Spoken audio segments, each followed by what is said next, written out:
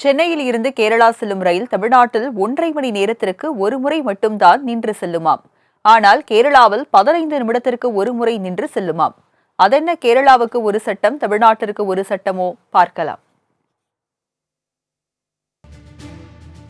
தமிழ்நாட்டில் காட்பாடி, சேலம், ஈரோடு, கோவை இந்த 4 நிறுத்தம்தான்.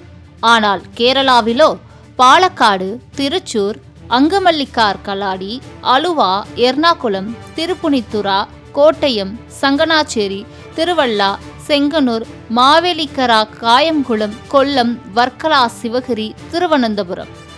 சென்னை சென்ட்ரல் ரயில் நிலையத்திலிருந்து கேரள மாநிலம் திருவனந்தபுரத்திற்கு செல்லும் எக்ஸ்பிரஸ் ரயிலின் இடைநிறுத்தம் தான் இது.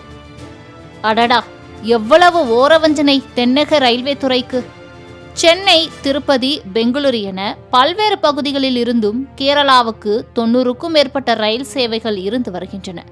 எக்ஸ்பிரஸ், மெயில், சூப்பர் ஃபாஸ்ட் ஆகிய ரயில்கள் என அனைத்துமே தமிழ்நாட்டில் முக்கிய பகுதிகளில் நின்று செல்வதே இல்லை. மாறாக கேரள மாநிலத்திற்குள் நுழைந்து விட்டால் போதும், ஆளே இல்லாத டீ கடையில் யாருக்கடா டீ ஆத்துற என்பது போல பயணியே இல்லாத ரயில் நிலையங்களில் கூட எக்ஸ்பிரஸ் ரயில்கள் நின்று செல்கின்றன. கேரளாவில் 7 கிலோமீட்டர், 10 கிலோமீட்டர், 20 கிலோமீட்டர் இடைவெளியில் நின்று செல்லும் இந்த ரயில்கள் தமிழ்நாட்டில் 100 கிலோமீட்டர் இடைவெளிக்கு மட்டுமே நின்று செல்கின்றன.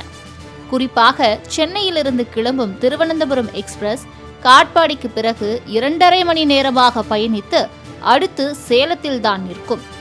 அதேபோல் ஈரோட்டிலிருந்து கோவைக்கு செல்லும் வழியில் திருப்பூர் என்ற மாநகரையே தவிர்த்து செல்வதுதான் வேதனை.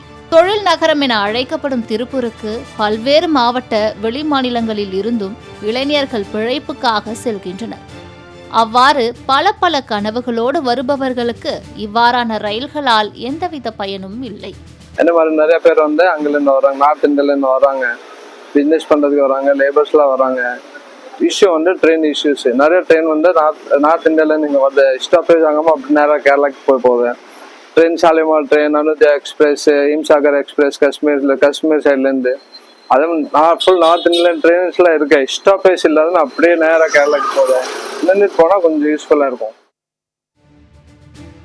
1241 எண் கொண்ட ரப்தி சாகர் ரயில், 2264 எண் கொண்ட அகில யானகரி ரயில், 1226 எண் கொண்ட டெல்லி ரயில், 1226 எண் கொண்ட திருவனந்தபுரம் எக்ஸ்பிரஸ், 1626 எண் கொண்ட கன்னியாகுமரி எக்ஸ்பிரஸ், 1227 எண் கொண்ட கரீப் ரத் எக்ஸ்பிரஸ், 2287 எண் கொண்ட அந்தியோதயா எக்ஸ்பிரஸ், 2237 எண் கொண்ட தாத்ரி எக்ஸ்பிரஸ், 2207 எண் கொண்ட திருவனந்தபுரம் எக்ஸ்பிரஸ், 1617 எண் கொண்ட ஹிம்சாகர் ரயில் என இது போன்ற ஏராளமான ரயில்கள் தமிழ்நாட்டின் முக்கிய ரயில் நிறுத்தங்களை புறக்கணித்து விட்டுதான் செல்கின்றன. நாங்கள் ட்ரெயினில் அடிக்கடி போயிட்டு வந்துட்டு இருக்கிறவங்க, திருப்பூர் தமிழ்நாட்டில் பார்த்தீங்கன்னா நம்ம இந்த சைடு எங்கள் ஊர் சைடு வர ட்ரெயினில் பார்த்தீங்கன்னா எல்லா ட்ரெயின்கள்லையுமே ஒரு தமிழ்நாட்டில் மேக்ஸிமம் தமிழ்நாட்டில் இருக்கிற அனைத்து ட்ரெயின்கள்லையுமே 3லேருந்து ஒரு 4 அன்ரிசர்வ் கம்பார்ட்மெண்ட் தான் இருக்குதுங்க. இப்போ கேரளாலாம் பார்த்தீங்கன்னா 8லேருந்து ஒரு 18 அன்ரிசர்வ் கம்பார்ட்மெண்ட் இருக்குது. இப்போ எங்கள் ஊர் சைடு பார்த்தீங்கன்னா கோயம்புத்தூர், திருப்பூர், ஈரோடு, சேலம் எல்லாமே தொழில் நகரங்க. வெளியூர் ஜனங்க அதிகமாக வந்து போகிற ஏரியா இது எல்லாமே. இப்போ அன்ரிசர்வ் கம்பார்ட்மெண்ட் கம்மியாக இருக்கிறதுனால மக்கள் நெருக்கடி ரொம்ப ஜாஸ்தியாகி ரொம்ப அவதிக்குள்ளாகிறாங்க. கேரளா மேலேயே தமிழ்நாட்டுக்கும் அதிகமான அன்ரிசர்வ் கம்பார்ட்மெண்ட் கொடுக்குமாறு தென்னக ரயில்வே கேட்டுக்கிறேங்க. பண்டிகை காலங்களில் பயணிகளுக்கு ரயில் போக்குவரத்து தான் பொருளாதார ரீதியாக போதுமானதாக உள்ளது. ஆனால் இது போன்ற செயல்களால் பேருந்து போக்குவரத்து அதிகமாவதுடன் பொதுமக்களின் பணமும் விரயமாகிறது. அதே நேரம் கேரளாவில் எல்லா நிலையங்களிலும் நின்று செல்கிறதென்றால் மொத்தமாக தமிழக எல்லையிலிருந்து இயக்கிக் கொள்ள வேண்டியதுதானே? எதற்காக தமிழக பயணிகளை அல்லல்படுத்த வேண்டுமென ஏகத்துக்கும் புலம்பல் எழுந்துள்ளது. தமிழ்நாடு மக்கள் இதை பயணிகளாக பயணிக்க முடியாமலும் தொழில் பண்றவங்க தன்னுடைய சரக்குகளை எடுத்துக்கொண்டு போக முடியாமலும், இப்ப திருப்பூர்ல நிக்கலாம். திருப்பூர்ல எத்தனையோ பனியன் கம்பெனி இருக்குது, எவ்வளவோ நிறுவனங்கள் இருக்குது. இவங்க இந்த நிறுவனங்களுக்கு தேவையான மூலப்பொருட்கள்லாம் பெரும்பாலும் வட மாநிலங்களில் இருந்தோ, இல்லை சென்னையில் இருந்தோ, இல்லை சேலம் அந்த மாதிரி உள்ள தொழில் உள்ள மாவட்டங்களில் இருந்தோ தான் அதிகமாக கொண்டு வர்றாங்க. இங்கிருந்து அதிகமாக அவங்களுக்கு அனுப்புறாங்க. அப்படிப்பட்ட பணிகள் எல்லாமே தடைபடக்கூடிய ஒரு சூழ்நிலை இருக்குது. அதனால பல லட்சக்கணக்கான தொழிலாளர்களும் பாதிக்கப்படுறாங்க, பல லட்சக்கணக்கான பயணிகளும் பாதிக்கப்படுகிற நிலைமை இருக்கு. இந்த நிலையை மாற்றி கேரளாவில் இருக்கிறத மாதிரியே தமிழ்நாட்டிலையும் இன்னும் அதிகமான ரயில் வழித்தடங்களில் உள்ள நிறுத்தங்களை அதிகரித்து இது நியாயமான நடவடிக்கை எடுக்க வேண்டும் என்று கேட்டுக்கொள்கிறேன்.